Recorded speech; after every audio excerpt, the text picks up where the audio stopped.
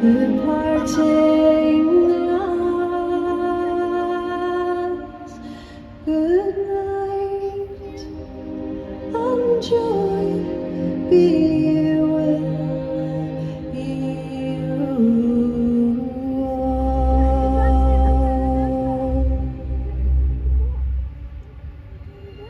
I can still remember. I'll always remember. I can remember as though it was yesterday.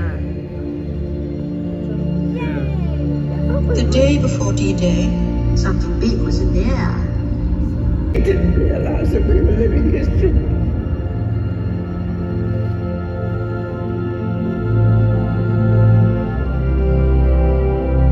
The whole area became so congested with service people of all kinds, vehicles and boats and so on.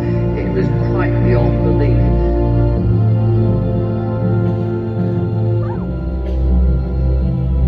We had reached the point where it was impossible to squeeze in another tank or another man anywhere. In the middle of the night, there was the sound of voices, engines, and then, of course, next morning, Oh my God, the that road is was empty. beautiful. Wow. Oh my God.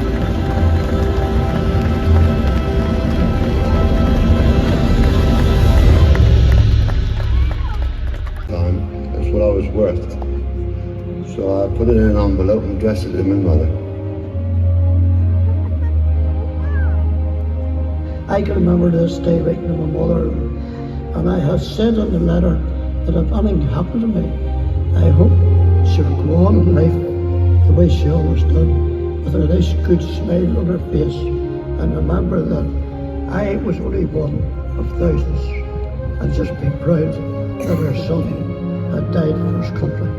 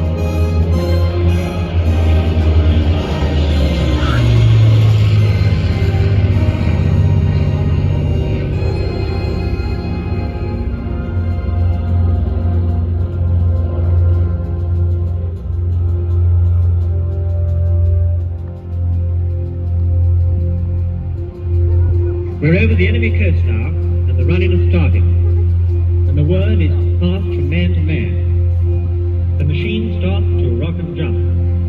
1 minute, 30 seconds, red light, green light, out, get on, get out, out past the school line, out into the air of the craft. I looked back at these fellows, they're very young, but the faces just discernible in this very soft yellow light that was allowed back in the fuselage. And I felt really this was a moment of history when these fellows in particular were being tested to their very utmost of human capability.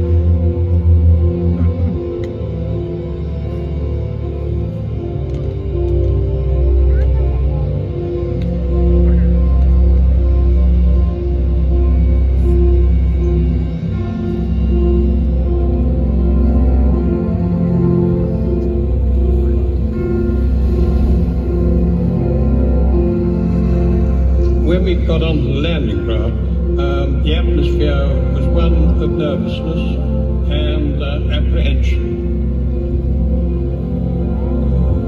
I've never seen anything like it before.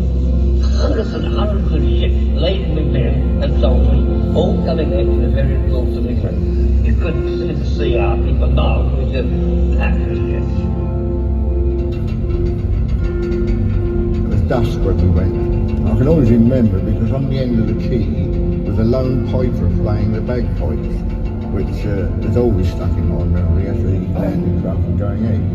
And I thought to myself, well, we're going round the Isle of Wight, my home's just over there, can I swim? When we were passing the White Cliffs of Dover, the sergeant said we passed, he said, take a good look, boys. He said, many of you will never see that again.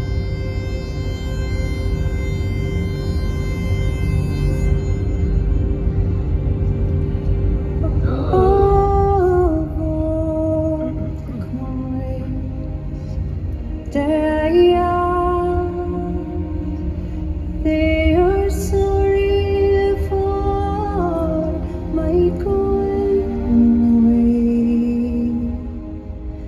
and of all the sweethearts that I had, they would wish me one more day to stay. But since I found